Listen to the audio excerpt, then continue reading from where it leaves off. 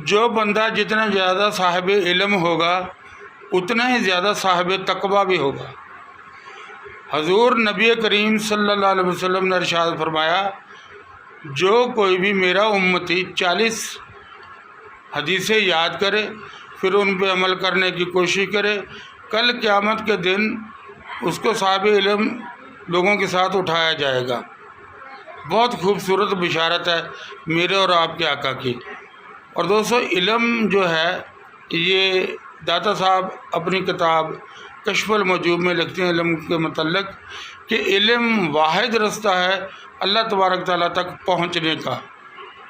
इल्म ही है जो इंसान को इंसान बनाता है, उसको गौस भी बनाता है, अब्दाल भी बनाता है।